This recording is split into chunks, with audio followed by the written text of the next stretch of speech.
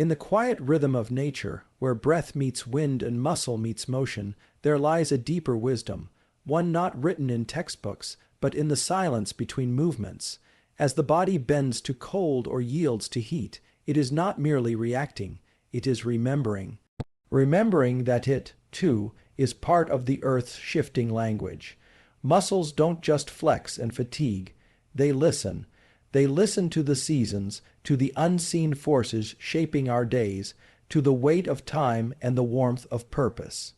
In the cold they tighten like a whispered prayer, in the heat they soften like the unfolding of a dream.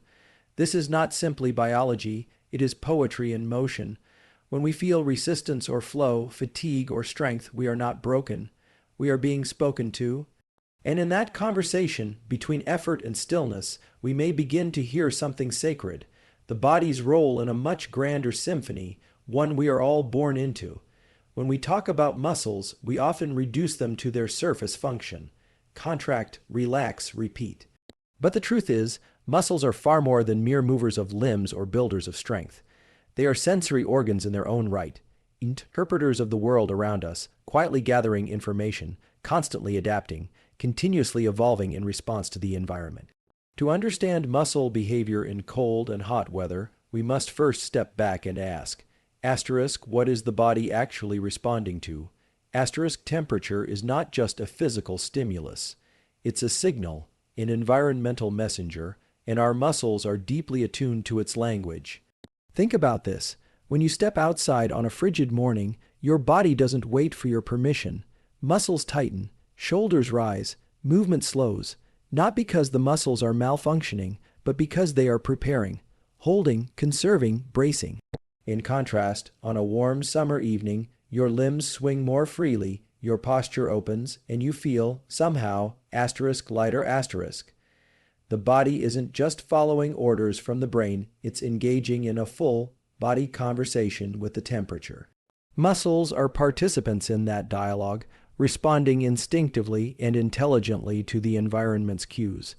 This responsiveness is part of what makes the human body such an extraordinary system. It doesn't just operate it listens and that's an important distinction. In cold weather, the body listens by withdrawing. It pulls inward, tightens connective tissue, reduces blood flow to the skin, prioritizes the protection of the core. The muscle response in this context isn't a failure of performance. It's a form of wisdom. Cold weather reduces elasticity, slows enzyme activity, limits the fluidity of movement, but all in the service of preservation of survival. There's something profound about that, something that reflects the rhythms of nature itself. In winter, trees do not bloom, rivers slow, animals hibernate. The body, too, follows that same cyclical intelligence. Your muscle behavior in the cold is a kind of internal winter, a turning inward, a quieting, not to stop, but to wait, to store, to endure, and in doing so, to prepare for reemergence. Now consider heat. In warmth, blood vessels dilate, oxygen delivery improves, nerve conduction speeds up. Muscles warm quickly, move efficiently, feel more pliable, your body opens up. The message from the environment is one of expansion, of readiness. It's an invitation to move, to act, to engage more boldly. Muscles don't simply respond.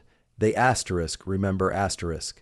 They shift gears, adjusting their tension, their coordination, and even their metabolic function in tune with the thermal landscape. But again, this isn't just about mechanics. What we're witnessing here is a system in dialogue with its context. Your body doesn't act in isolation. It adapts as a part of its environment. It's not only responding to temperature, it's communicating with it. Your muscles aren't resisting change. They are interpreting it, shaping themselves according to a larger, invisible rhythm. And that rhythm, like all rhythms in nature, is not without purpose. Heat and cold are not just opposites on a scale.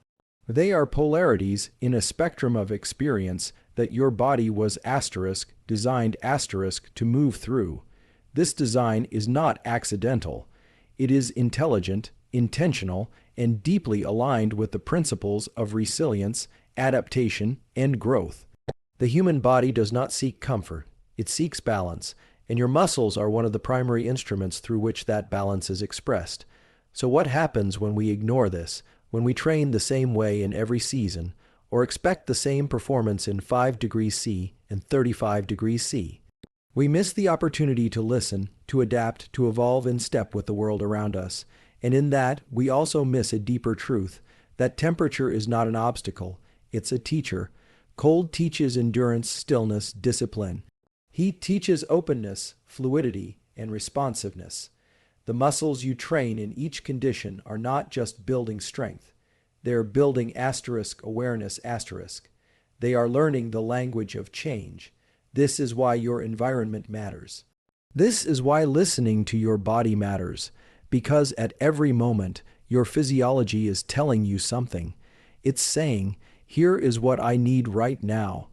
And when we learn to respond to that, not with resistance, but with curiosity, we enter into a new relationship with ourselves.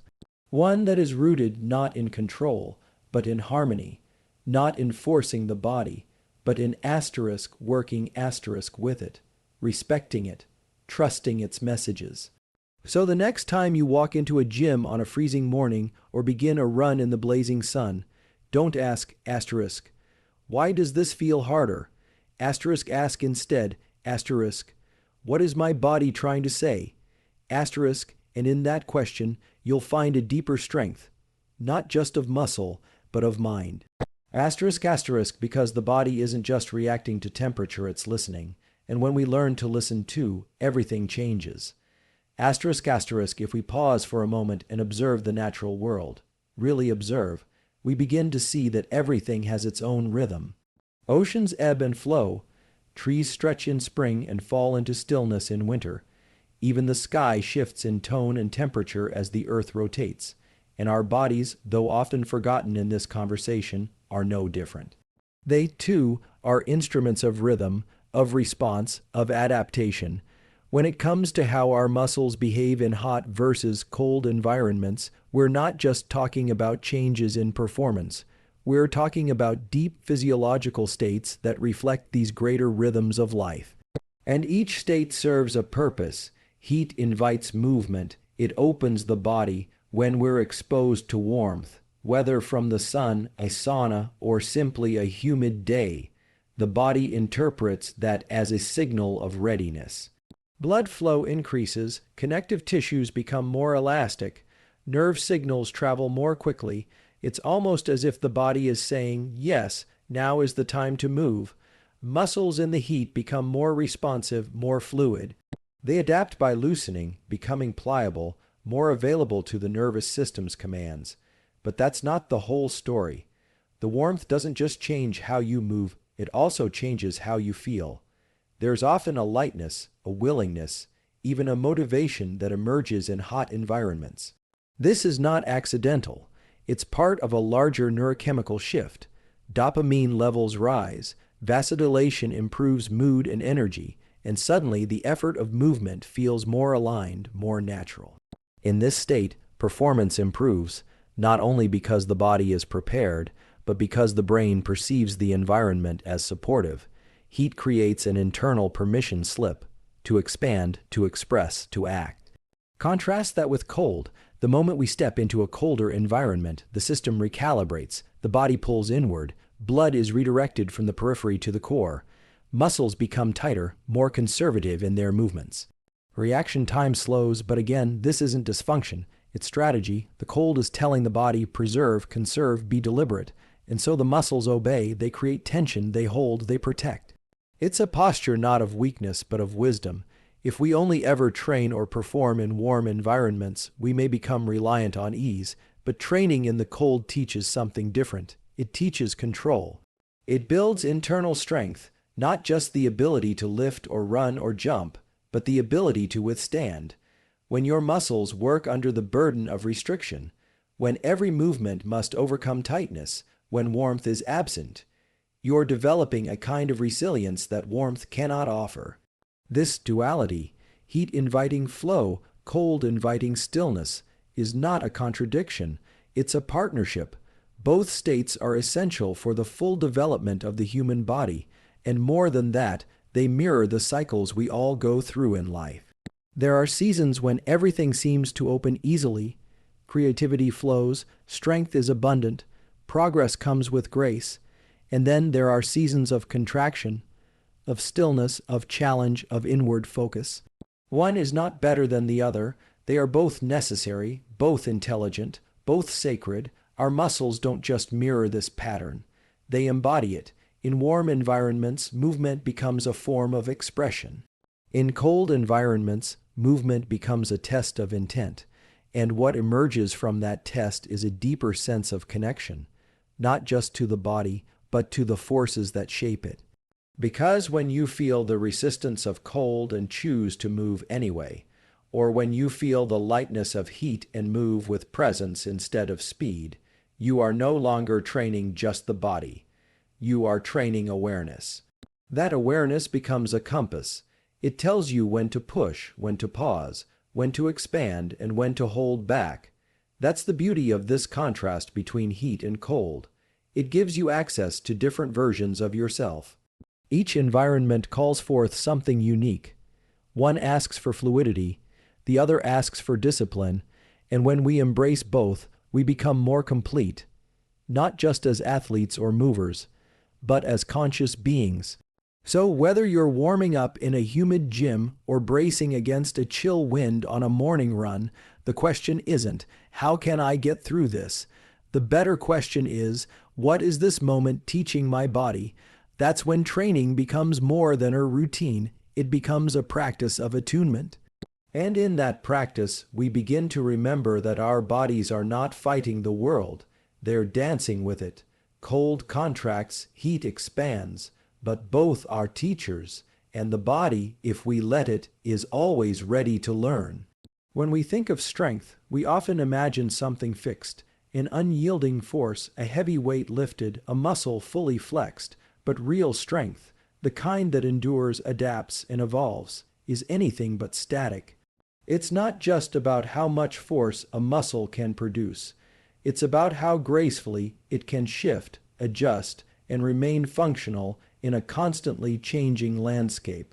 That's the deeper layer of muscle behavior most people overlook, especially when it comes to environmental stressors like heat and cold.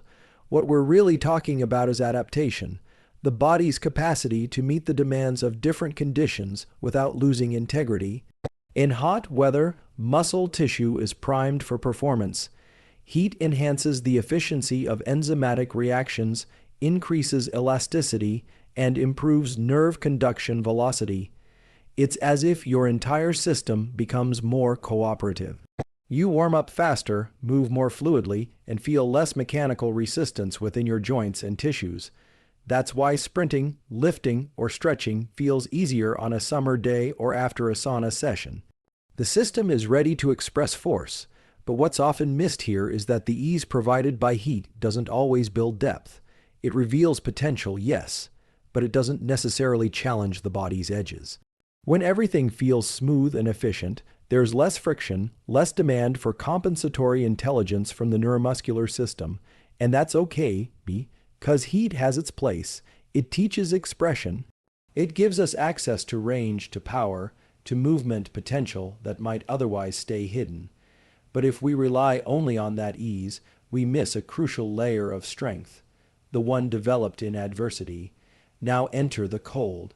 In cold environments, every movement costs more, the body is more guarded, muscles contract not to express, but to protect. You lose fine motor control, nerve conduction slows, tendons become stiffer.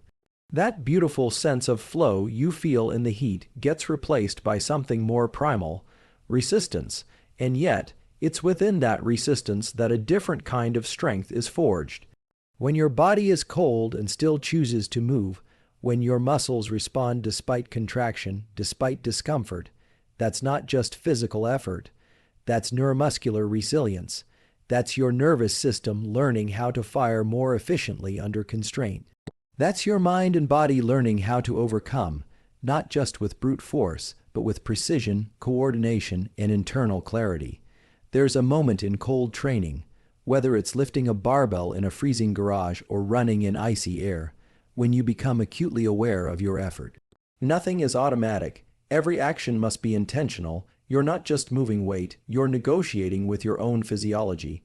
That negotiation is where real, adaptive strength lies, the kind that stays with you long after the training ends. This is why contrast matters. Muscles trained only in comfort will perform well, until they're asked to operate in discomfort. But muscles trained across environments, across sensations, across stress states, those are the ones that hold up under pressure. That's why strength should never be measured in absolute terms. It's not just how much you can do. It's under what conditions you can still do it. And this applies not just to physical movement, but to the nervous system at large. Heat may increase muscle efficiency, but cold increases neural awareness. Heat allows for flow, but cold develops grit. Both states contribute to a stronger system, not just by building tissue, but by forging a relationship between body and brain that can withstand unpredictability. What we're really training, then, is not just muscle, it's adaptability. And adaptability is the deepest form of strength we have. It's what allows you to bend without breaking, to recalibrate under pressure, to move forward even when everything in your body wants to hold back. That's why it's essential to embrace both environments, not just to optimize performance, but to understand who you become in each. When movement is easy, you learn about expression. When it's hard, you learn about depth. Strength isn't just built in the warm, fluid moments. It's revealed in the cold, constrained ones. So the question isn't just, how strong are you? The better question is, how many conditions can your strength live in? Because the more environments you can move through, the more resilient you become, not just physically, but cognitively, emotionally, systemically. And that's where transformation happens. True strength isn't power in one state, it's presence in every state. If we step back for a moment and look beneath the surface of muscle performance, beneath the contractions and extensions, the heat and the cold, we'll find something extraordinary orchestrating it all. There is a hidden conductor behind every movement, every reaction, every moment of strength or hesitation. That conductor is your nervous system, and it doesn't just govern how your muscles move, it governs how and when they move, why they move, and what they're responding to in the first place. It is the bridge between sensation and action, between thought and behavior. Think of it like this. Your nervous system is constantly scanning your environment. It's interpreting temperature, stress, breath, emotion, sound, light. And with every piece of information it gathers, it sends a signal. Sometimes that signal is to relax, sometimes to engage, sometimes to pause, but it's never random. It's always purposeful. When you walk into a cold room and your muscles instinctively tighten, that isn't your body making a mistake. That's your nervous system protecting you. It's reducing movement efficiency on purpose to slow you down, to conserve energy, to keep core temperature stable. It's a survival response, deeply ingrained and ancient. Now, in a hot environment, the nervous system sends a different signal. It begins to open the gate. Quite literally, blood vessels dilate, sweating begins. Muscle tone decreases slightly, and you feel looser, more capable of wider motion. The brain interprets the warmth as less threatening, and the entire neuromuscular system shifts into a mode of expression and output. The movement feels easier because your nervous system has given you permission to move more freely. This is not just fascinating science. It's a profound invitation to understand that your body isn't reacting in isolation. It's responding as a system, one whole, intelligent, deeply attuned system that's constantly translating the environment into physical expression. And your nervous system is doing that work silently, moment to moment, without any conscious input from you. That awareness can be empowering, because it means that when you feel sluggish in the cold or fast and fluid in the heat, it's not just your willpower or lack of motivation. It's your nervous system regulating access. And the more you understand this, the more you can work with your body rather than against it. There's something else the nervous system does. It learns, it remembers.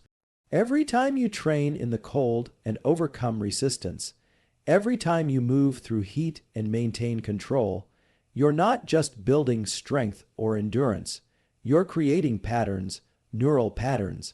You're teaching your body how to adapt faster, how to become more precise, more balanced. This is the essence of neuroplasticity, the nervous system rewiring itself in response to challenge and context. And this is why training in varied temperatures is so powerful, because each environment stimulates different neural circuits. In the cold, you train your tolerance to discomfort. You improve motor control under stress. You develop internal discipline, both physical and cognitive. In the heat, you train flow. You build capacity for sustained output. You learn how to stay composed even when your body wants to speed up and fatigue. So it's not just about muscles reacting. It's about the brain and spinal cord setting the tempo. Your nervous system decides how accessible your strength is. And the more environments you expose it to, the more sensory input, temperature contrast, stress variability, the more versatile and intelligent it becomes. This is what we mean when we talk about embodiment. You're not just living in your body, you're learning through it. Every cold plunge, every heat wave run, every breath held in a difficult stretch. These are all conversations between your nervous system and your experience.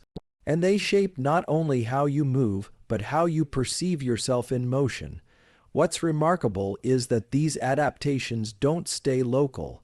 A nervous system trained under cold stress doesn't just help you lift in cold. It changes how you regulate anxiety. A system that learns to function under heat-induced fatigue also becomes more resilient to emotional overwhelm. These patterns cascade. They shape your emotional tone, your mental stamina, your capacity for challenge beyond the physical realm. And so when we ask what's actually changing in hot vs. cold environments, the real answer is your relationship with effort, with control, with the very signals that make movement possible. Your muscles might be the actors, but your nervous system is the director. And the more environments it's exposed to, the better it becomes at directing under pressure, under fatigue, under chaos. This is why the smartest training isn't always about more reps or heavier loads. Sometimes it's about listening to what your nervous system is asking for. Sometimes it's about creating enough variation and enough awareness that the system has to learn, to rewire, to expand its capacity, not just to perform, but to perceive and respond. Because in the end, the strongest body is not the one that lifts the most. It's the one that listens most deeply. Behind every muscle is a message, and the nervous system is the one whispering it into being. Most of us go through life thinking of our bodies as separate from the world around us, something we use to move through space, to carry out tasks, to achieve goals. But the more we look closely, through the lens of biology, neuroscience, and even philosophy, the more we see that this idea of separation isn't quite true. Your body, your muscles, your breath, they are not isolated systems operating in a vacuum. They are deeply, intimately connected to the natural world, responding to it, learning from it, evolving with it. You are not just in the environment, you are the environment. Muscles don't just react to hot or cold air. They mirror the seasons, they reflect light, absorb time, respond to sound, they carry memory, they hold the residue of your stress, your joy, your fears, your momentum. You are a living ecosystem, constantly shifting, adapting, recalibrating, not unlike a forest that breathes or a river that bends around stone. And when you move, especially in response to heat or cold, you're participating in a dance that began long before you were born. You are continuing a pattern as old as life itself. That's not poetic exaggeration, it's a biological truth. The same regulatory systems that govern your thermal responses today, shivering, sweating, vasodilation, muscle tension, are ancient. Passed down through countless generations, these systems have been sculpted by the environment. And so, when your muscles tighten in cold or soften in warmth, they're not malfunctioning. They're remembering. They're participating in something far greater than just your workout or your discomfort. They're living out a story written in the language of survival, adaptation, and rhythm. And this rhythm is everywhere. Circadian cycles, light and dark, fast and slow, tension and release. It's all the same conversation, expressed through different mediums. Your body's responsiveness to heat or cold is simply one more way this rhythm makes itself known. It's the universe speaking through your skin, your fascia, your breath. Your biology is not separate from the cosmos. It's a direct reflection of it, which means every movement you make in the cold, every deep breath you take in the heat is not just functional, it's sacred. It's a moment of connection to something timeless. This perspective changes how we relate to discomfort. In a culture that idolizes control and convenience, we often forget the value of friction. But your muscles, especially when exposed to changing conditions, thrive on friction, on stimulus, on challenge. The cold might make you contract, the heat might make you sweat, but both are invitations. They are invitations to become more aware of yourself, to expand your capacity to feel, to respond, to adapt. And when you accept that invitation, when you choose to listen rather than resist, you begin to experience your body differently. You stop treating it like a tool and start relating to it like a guide. You begin to notice how your environment shapes your thoughts, your pace, even your breath. You realize that your performance isn't separate from your surroundings. It's a conversation with them. The heat is not in your way.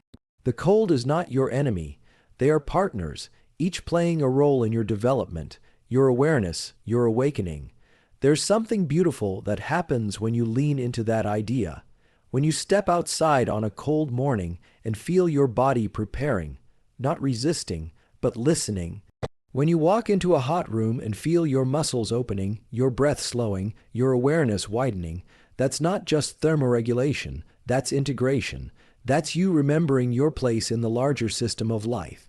And when we train from that place, not from a place of control, but from connection, everything begins to shift. Movement becomes more than a physical task. It becomes a form of relationship, a way of aligning with the deeper currents that have always been flowing through us. The currents of nature, of time, of the body's endless intelligence. The point is this: you are not separate from what you feel. You are not outside the rhythms of the world. You are a part of them. Your muscles in the heat, your stillness in the cold, your breath in motion, all of it is a dialogue. And the more you tune in, the more you realize that strength isn't about overpowering your environment. It's about remembering that you are your environment. We don't often think about biology this way. We treat it like a machine, but what if it's more like a song? What if your body is music shaped by the weather, the temperature, the light? And what if your greatest strength isn't how loud you can sing, but how well you can harmonize? You are not just surviving the environment, you are an instrument within it. Learn to listen, and you'll find the rhythm was never outside you. It was always your own.